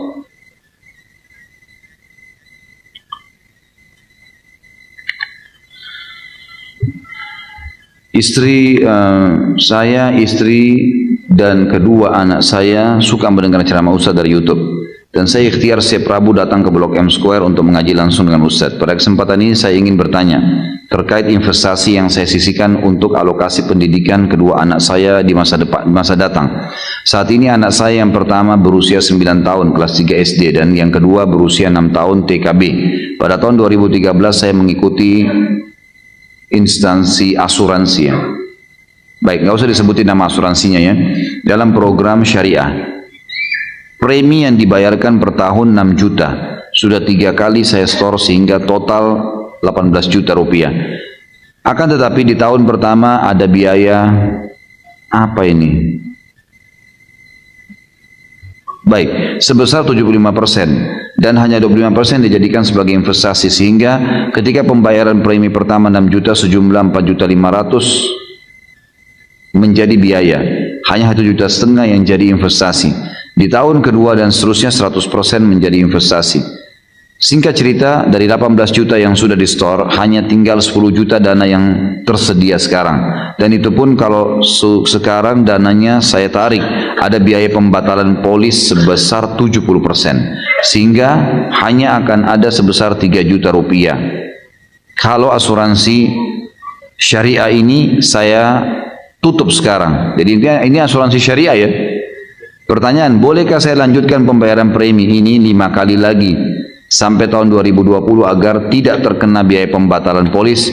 Padahal sekarang saya ragu kenapa asuransi syariah ada biaya-biaya seperti ini. Tentu saja boleh ya. Kalau misalnya mau dilanjutin karena dianggap mudarat lebih besar, boleh saja. Tetapi ini sudah bukan asuransi syariah. Dan dari awal saya bilang subhanallah, asuransi ini nggak ada yang syariah ini. Susah mau disyariahkan. Ini kalau asuransi syariah begini, kalau orang batal polis kena 70%, ini zalim, ini gharar, double gharar malah. Kalau ada bahasa lain luar biasa. Dan teman-teman sekalian, berhenti asuransi, berhenti. Nggak usah berasuransi ini teman-teman. Maaf saya bahasakan ini. Karena ini selalu ditanyain berulang-ulang. Asuransi itu hanya menjanjikan hal yang tidak terjadi mayoritasnya. Nanti kalau tabrakan, nanti kalau rawat nginap, nanti kalau anak anda sudah dewasa, kalau mati sebelum dewasa, kalau besok kita mati sekeluarga, kita nggak tahu. Atau asuransinya yang habis semuanya, kena bakar, hangus, dan seterusnya. Untuk apa teman-teman sekalian? Untuk apa? Mayoritasnya semua mendapatkan keuntungan. Asuransi ini perusahaan terbayang besar untungnya di dunia, gitu kan? Karena memang dari sekian banyak orang yang klaim, berapa orang yang klaim? Coba antum lihat, sedikit sekali yang klaim. Dan berapa banyak orang dari zaman dulu, miliaran manusia tidak ada asuransi hidup. Kenapa antum kayak ketakutan? Jadi yang dijual jasa ketakutannya, gitu kan? Nanti kalau begini, nanti kalau begini, nanti berapa kali telepon saya tuh, telepon datang minta waktu luar biasa dikejar-kejar. Begini, begitu, begini. Saya bilang saya nggak ikut. Kenapa Pak? Haram dalam agama. Hanya saya bilang begitu. Haram. Oh ya haram ya Pak. Iya. Assalamualaikum, ditutup semuanya. Habis sudah dibilang saya nggak mau ikut. Kenapa Pak? Kenapa Pak? Dikejar terus. Nggak bisa. Allahu alam. Tentu kalau antum mau, kalau ini penanya ini mau sekalian melepaskan diri sudah aman, ya udah tarik aja. Dapat 3 juta ya sudah, apa boleh buat? Apa urusan dia mau melakukan perbuatan itu? Dan asuransi tidak ada hubungannya dengan investasi, teman-teman sekalian. Tidak ada hubungan sama sekali. Apa hubungannya asuransi dengan investasi? Nggak nyambung, secara syar'i nggak nyambung ini. Tidak ada hubungannya asuransi dengan investasi, sama sekali. Kalau mau betul-betul investasi, perusahaan memang investasi, orang investasi lalu dikelola. Tapi kalau dia masuk asuransi dengan jaminan memberikan nanti kalau sakit, nanti kalau anaknya dewasa, nanti kalau begini, kemudian dengan alasan investasi dana, nggak nyambung, nggak ada tali penyambungnya, gitu loh. Nggak bisa. Investasi ya investasi, udah selesai. Investasi saja dibuka perusahaan, tidak usah dihubungkan dengan asuransinya, Allah alam. Tapi ini sudah pernah dibahas oleh para ulama. Kalau ada orang sudah terlanjur terlilit KPR riba, atau sudah terlanjur terlilit dengan asuransi yang ada ghararnya seperti ini, kalau dia tarik maka lebih merugikan. Bolehkah dia lanjutkan sementara memang itu merupakan kemampuan dia untuk mengambil haknya? Jawabannya boleh. Tapi ingat, kalau dilanjutkan pun sampai 2010 saudara, 2020 tadi, maka yang antum boleh tarik hanya yang antum store. Ya, jadi jangan sampai kita lanjut sampai 2020 nih. Ternyata yang kita store misalnya 100 juta. Lalu karena sudah mencapai target tahunnya, kita akan mengambil dari perusahaan dari asuransi 200 juta. Ini apa alasannya nih? Gitu kan? Nggak bisa. Oh investasi, baik. Bapak pernah lihat nggak investasinya apa? Sektor real bukan? Dia masuk ke judi atau bukan nih? Haram atau enggak investasinya? Tanya, mana? Coba saya mau lihat. Oh sektor real ada perkebunan, di mana perkebunannya? Saya mau lihat coba. Kebanyakan fiktif itu, kebanyakan. Saya tidak katakan yang ini ya. Kebanyakan mereka tidak punya. Saya pernah datang begitu, saya langsung katakan, Pak investasi gini-gini. Baik, di mana investasinya? Saya mau tahu. Oh di Jawa Tengah Pak. Di mana Jawa Tengah? Saya mau investasi, tapi saya mau tahu di mana tempatnya. Oh gini, nggak tahu, nggak jelas gitu. Oh nanti saya tanyakan pada atasan saya. Baik, dari waktu itu sampai sekarang saya nggak pernah ditelepon lagi. Nggak jelas, dia nggak tahu di mana. Jadi kalau antum punya modal begini, subhanallah, punya 6 juta uang, lebih baik dimulai dengan usaha pribadi, mandiri, coba pelan-pelan, apa yang bisa dijual gitu kan, itu lebih baik. Atau tabung saja buat anak, murni, setahun 6 juta, alhamdulillah ditabung buat dia 6 juta per tahun, sudah alhamdulillah sangat bagus gitu kan. Ini sudah tadi saya jawab ya, bagaimana para ustaz akan asuransi yang tadinya diniatkan untuk menyisihkan biaya untuk pendidikan anak masuk SMP atau pesantren. Sudah ada dananya. Boleh ke asuransi ini? Sudah saya jelaskan. Jadi Allah alam saya sarankan benarnya, dan jazakallah khair sudah datang di pengajian ini bersama istri dan anak. Mudah-mudahan insya Allah dicatat pahala oleh Allah Subhanahu Wa Taala. Dan saya sarankan pribadi, kalau tanya saran saya maka lepaskan diri dari situ teman-teman sekalian. Semua yang berbau gharar, yang berbau riba, yang berbau zalim, subhanallah pasti membuat dada sesak. Pasti membuat ada sesuatu yang kayak terikat gitu. Sesuatu yang sifatnya halal pasti pelong dada itu. Coba dipraktekin di lapangan. Dan subhanallah kalau saat kita terikat dengan sesuatu akad yang ada hukum minimal syubhanya dalam agama, itu kita kayak sulit untuk mendapatkan jalan keluar, kayak berpikir, kayak ini susah. Ada saya cobaan-cobaan juga datang. Coba keluar dari kemelut itu dan mulai coba dengan usaha apa, kayak usaha apa ya. Kalau nggak bisa ya nabung. Ingat teman-teman sekalian, semua anak kita itu hanya titipan. Pernah istri saya bilang sama saya, bagaimana kalau seandainya kita meninggal nih, anak-anak bagaimana? Saya tanya balik, apa hak kamu kepada anak-anak ini? Apa andil kamu di anak-anak ini? Ada sesuatu? Kau yang lukis alisnya, kamu yang lukis matanya, kamu yang berikan dia lidah, kamu yang kasih dia nyawa? Enggak, baik. Apa andil kamu? Ada penciptanya. Kalau kamu sama saya mati, penciptanya akan mengurusnya. Sebagaimana kamu dan saya sekarang diurus setelah orang tua kita meninggal. Apa yang mesti ditakutin nih? Gitu kan? Jadi tidak usah terlalu jauh ke depan sana teman-teman sekalian. Bukan saya larang ya. Untuk punya sesuatu masa depan yang cemerlang, bukan. Tapi cemerlang yang jelas secara syar'i. Nabung lebih baik. Atau investasi di usaha tertentu. Lebih baik. Jadi kan? Kita yang bukain usaha, kalau tidak tabungin sampai insya Allah punya modal. Kalau antum bisa kasih 6 juta per tahun, anak antum sekarang masih SMP, anggap 6 tahun ke depan, 6 kali 6 sudah ada 36 juta kalau dia tamat SMA. Itu Masya Allah, sudah luar biasa itu, gitu kan? Mungkin bisa bantu biaya sekolahnya, ataupun mungkin dia nanti bisa dipakai sebagai modal, mulai dia berusaha masuk pasar, dia coba kenal dan seterusnya, itu lebih baik. Apa hukumnya apabila kita menjual barang yang tidak syar'i? Misal jual celana jeans ketat untuk wanita, atau jual kemeja lengan pendek untuk wanita yang mana mereka memakainya untuk di luar, bukan untuk di dalam. Ini sebenarnya kalau mau dia tidak langsung dikatakan haram ya. Kalau misal ada akhwat kita pakai jilbab besar gitu kan, dia jual busana muslim, tapi dia juga jual baju tidur, misal baju tidur, celana pendek, celana jeans ketat. Tujuannya agar muslimat yang masuk belanja di situ bisa pakai nanti di rumahnya dengan suaminya, gitu kan? Dia tahu itu pasarnya akan ke situ, yang belanja orang-orang ini, maka itu aman. Tapi kalau dia jual di umum pasar dan dia tahu akan dipakai oleh orang umumnya di jalan, apalagi dia tahu yang pakai ini nanti adalah orang jelas-jelas datang pakaiannya sudah kelihatan dan dia akan beli, ini bahaya sekali. Kalau Allahu alam, yang saya tahu ini haram, lebih baik jangan. Lebih baik jangan. Dan alihkanlah ke busana muslim. Kenapa enggak jual busana muslim dan muslimah? Kenapa enggak lakukan itu teman-teman? Banyak orang yang saya lihat transisi dia pindah dari, memang dia dasarnya desainer, kemudian dia alihkan dari baju yang konvensional, mungkin lari ke baju-baju syar'i. Tapi Masya Allah, maju pesat, luar biasa gitu. Ya, ada banyak terjadi seperti itu. Saya pegawai di salah satu bank konvensional. Setelah saya tahu jika bekerja di bank itu riba, saya berniat untuk berhenti. Tapi saya masih ragu karena sempat konsultasi ke beberapa teman bahwa dilihat dari manfaat bank itu lebih banyak daripada mudaratnya. Karena hampir seluruh perusahaan yang ada di Indonesia menggunakan jasa bank. Baik, kira-kira kalau antum meninggal dunia, antum akan bilang sama Allah apa nih? Ya. Oh, ini karena banyak manfaatnya buat orang. Lalu Allah cuma jawab satu, tapi saya haramkan. Kira-kira kita mau jawab apa? Urusannya mau manfaat bagi orang banyak atau tidak, intinya haram. Orang buka tempat perzinahan teman-teman, ingat ya, riba, zina, durhaka sama orang tua, dosa besar semua ini. Berarti levelnya sama. Untuk lebih memahami, bagaimana kalau ada orang bilang saya buka jasa perzinahan untuk membiarkan, untuk memberikan manfaat kepada orang, supaya orang mau melampiaskan syahwatnya bisa masuk di situ. Manfaat buat orang, tapi haram. Tanggung jawab hari kiamat. Nggak bisa. Sama halnya dengan ini teman-teman sekalian.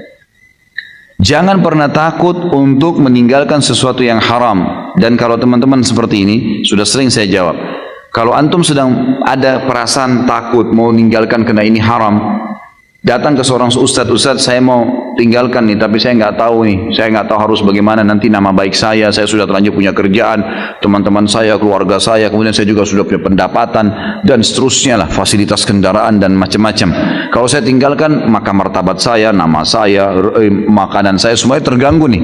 Dan itu, seperti itulah. Lalu bagaimana hukumnya? Tetap, jawaban agama haram. Dan kalau anda mau lebih pasti, lebih aman, tinggalkan. Karena kalau tetap bertahan pada sesuatu yang haram, konsekuensi pembersihannya lebih lama. Sementara kalau dosa yang kita kerjakan saja, tidak kita tahu masih ada pembersihan, yang kita tahu sedikit juga pembersihannya ada. Apalagi kalau yang sudah besar, bertahun-tahun antum bertahan. Kemarin saya subhanallah waktu di Pontianak, pas lagi makan, tidak sengaja seorang notaris saudara kita yang mengundang di Pontianak itu, kemudian makan siang di rumah makan Padang. Dia undanglah teman-temannya dia. Di antaranya kepala cabang bank konvensional di situ. Duduk depan saya. Lalu kemudian setelah makan diperkenalkan, oh ini kepala bank semua banyak. Ada syariah, ada yang konvensional. Mata saya nyorot ke bank konvensional nih. Saya tanya, Pak, tidak pengen berhenti ya Pak? Saya tanya gitu. Oh pengen sih Ustaz. Ini ditunjuk temannya notaris, saya nggak usah sebutin namanya. Ini bapak ini tahu betul saya ingin berhenti. Terus kenapa nggak berhenti Pak? Iya, lagi mengatur strategi. Baik. Kalau dalam mengatur strategi ini bapak mati bagaimana? Ini di meja makan nih, saya ngomong gitu. Kalau bapak mati sementara atur strategi, bagaimana tanggung jawabnya hari kiamat? Dia diam. Coba bapak pikirin coba. Ingat pak, prestasi dunia ini hanya akan kita tinggalkan di dunia. Di akhirat, apa yang bapak lakukan dari kebaikan akan diterima. Pikirkan baik-baik ini. 1 dirham riba, dalam hadis dikatakan lebih berat daripada 36 kali berzina. Riwayat lain lebih berat daripada berzina dengan ibu sendiri. Bapak sudah tahu belum itu? Iya Ustaz. Baik. Apa yang bapak kira-kira mau lakukan sekarang? Nah, saya tanya gitu. Saya mau tinggalkan. Tapi kira-kira kiat-kiatnya Ustaz. Baik. Langkah pertama, kiat pertama bapak keluar. Saya bilang. Keluar dulu. Kenapa keluar? Dia kan diam. Saya tanya, bapak pasti tanya saya, kenapa keluar? Saya bilang iya. Bapak sekarang lagi injak lumpur, penuh lumpur nih semuanya. Lalu bilang, Ustaz bersihin dong. Saya bawa air nih selang. Kalau saya siram sementara bapak di lumpur, tambah becek. Saya sampaikan hukum, bapak masih tetap mau kerja di situ, tambah beban tuh. Pulang tambah terfikirkan, tambah ini. Jadi serba susah. Jadi caranya keluar dulu dari lumpur. Keluar di jalan, saya siram tuh, bersih, keringin bisa lari, gitu kan? Jadi harus keluar, nggak bisa enggak. Bapak harus keluar dulu, gitu kan? Baru bisa jalan, gitu. Dia bilang sebenarnya gini Pak, saya bilang minimal Bapak pindah ke syariah, dia bilang gini. Iya sebenarnya mau Pak, dan Bapak perlu tahu, dia bilang Pak Ustaz, waktu bank syariah dibuka, begitu mau buka cabang di sini dia bilang, gitu kan? Semua ini yang konven ini mau pindah ke syariah semua. Sampai sekarang dikasih peraturan udah nggak bisa lagi. Jadi ini yang membuat masih tertahan. Baik, kiat pertama dari saya keluar. Kiat kedua, Bapak mulai memikirkan dari uang yang ada untuk buka usaha. Usaha-usaha. Yang ketiga, menjelaskan pada istri, pada anak supaya mereka tidak kaget tentang masalah haram. Ajak mereka supaya satu rumah semua kerjasama untuk itu. Yang keempat, bertawakal kepada Allah. Sudah. Kalau enggak nanti kalau mati bagaimana tanggung jawabnya? Allahu a'lam. Jadi seperti itulah kurang lebih nasihat saya kepada penanya tadi seperti saya sampaikan ke sana.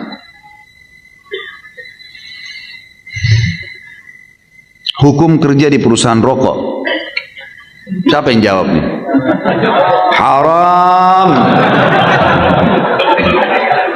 Semua pemerintah, semua dokter, semua ulama mengharamkan rokok. Bagaimana caranya kita mau bilang halal nih? Nggak bisa. Mau hidup dari mana? Hidup di bumi Allah. Hidup keluar bekerja ada asal mau. Masalahnya kita tidak mau. Ya. Ini penyakitnya harus dihilangkan teman-teman sekalian. Haram nggak boleh. Dari sisi mana halalnya coba? Nggak ada haram mutlak. Kalau halal, anggaplah ada satu dokter saja yang atau pemerintah yang tulis merokoklah karena anda akan sehat. Silakan merokok. Kerja di perusahaannya. Semua bilang bahaya. Impoten lah, inilah, itulah, macam-macam. Gitu kan. Kasih foto yang sudah rusak, terbakar ini. Saya nggak tahu. Masih juga mau. Saya nggak tahu, mungkin saya perlu beliin kacamata kali ini. Supaya lihat jelas gitu kan. Maaf, jangan tersinggung temanku. Jadi kalau apa yang saya sampaikan tentang hukum syariah itu hukum agamanya. Dan ini pasti kebaikan anda. Saya sudah bilang kalau Allah subhanahu wa ta'ala menyampaikan kepada anda malam ini berita, berarti Allah masih sayang kepada anda. Wallahi masih disayang. Karena kalau tidak tahu malam ini, sampai kapan kira-kira mau tahu? Bagaimana kalau 10 tahun lagi baru tahu dan 10 tahun semuanya makan yang haram? Kan lebih berat hukumannya. Maka lebih baik malam ini. Dan jangan bekerja di situ. Kerja di tempat yang lain, keluar. Banyak pekerjaan. Semut di lubangnya Allah kasih rezeki. Bagaimana dengan ya manusia? Dahulu saya pernah kerja dan pernah mengambil apa yang bukan hak saya. Sekarang saya sangat menyesali semua itu dan saya mohon ampun sama Allah atas semua dosa itu.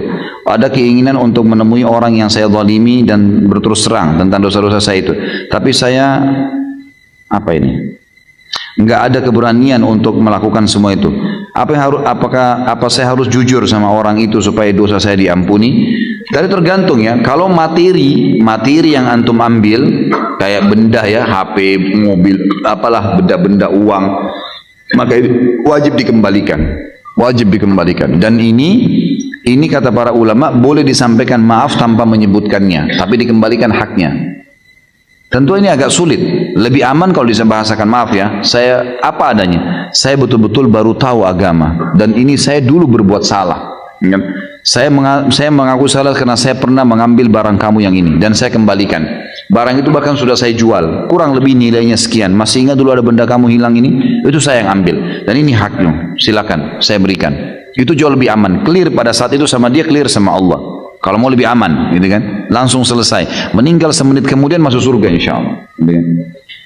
Tapi kalaupun kita malu misalnya, kata ulama khusus materi ya, benda.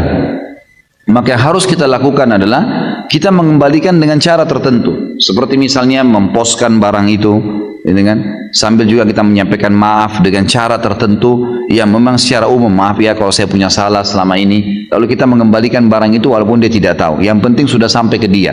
Ini ada pendapat ulama, tapi yang paling bagus adalah yang pertama. Kalau perusakan citra, ini nggak bisa teman-teman. Harus bilang sama dia. Saya pernah menggibah kamu, saya pernah memfitnah kamu, harus dibahasakan. Gak bisa enggak? Apa boleh buat? Memang harus begitu, resikonya. Lalu kemudian, tapi saya mau perbaikin, saya cuma mohon kamu ridhoi, maafin saya. Apapun konsekuensinya saya akan jalani. Baiklah, saya mau kau perbaikin nama saya lagi. Baik, saya usahakan maksimal, tapi maafin saya. Kalau kita sudah minta maaf teman-teman sekalian, kalau merusak citra, dan ternyata kita sudah tulus berusaha dan dia tidak mau maafkan, kita sudah aman sebenarnya. Asal ikhlas ya. Hari kiamat Allah SWT sudah maafkan. Tapi kalau materi tadi nggak bisa dikembalikan. Ya, makanya tadi ini harus dibahasakan, ini harus dikembalikan. Allahu a'lam, itu yang saya tahu. Saya bekerja sebagai sales mobil di mana setiap transaksi banyak menggunakan sistem kredit dan menjadi masalah tidak semua customer menggunakan sistem syariah. Kira-kira bagaimana Ustaz? Tawarkan syariah. Usahakan antum punya relasi yang sangat kuat. Saya yakin teman-teman marketing nggak usah diajar lah. Gitu kan? Bagaimana Anda bisa membuat barang itu laku, mobil itu laku, motor itu laku, maka kita juga bisa merayunya untuk bisa ke syariah. Caranya kita ketemu langsung ke cabang-cabang terdekat lalu bahasakan. Saya ini sering kedatangan konsumen satu hari 50 orang loh, 30 orang loh, 10 orang loh. Saya mau mereka ke bank syariah. Bagaimana penawaran Anda yang bagus buat saya? Coba diskusi. Apa yang kira-kira bisa membuat dia tergiur? Ini loh, bank konven itu tawarkan ini. Ini loh penawarannya, coba hitung-hitungan. Bisa nggak Anda lebih murah daripada ini? Supaya ada yang saya bisa sampaikan kepada konsumen. Kan gitu. Coba datang, sampaikan. Negosiasi. Insya Allah mudah-mudahan ada jalan keluarnya gitu. Memang jalan keluarnya. Allah alam, itu yang saya tahu. Karena tidak mungkin teman-teman pada saat antum membuka kredit dengan bank konvensional lalu saya bilang, oh ini nggak kena dosa. Dari sisi mana coba? Oh jelas dia akhirnya KPR ke bank riba. Dan antum penyebabnya dari sisi mana saya bisa bilang secara syar'i dan itu bertanggung jawab hari kiamat itu boleh? Tidak mungkin kan gitu?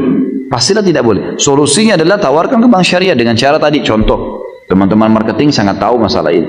Atau coba datang kepada kepala dealer, kira-kira bagaimana caranya Pak, saya atau ibu saya ingin menawarkan kepada konsumen supaya mereka mau beli cash. Apa solusinya di dealer?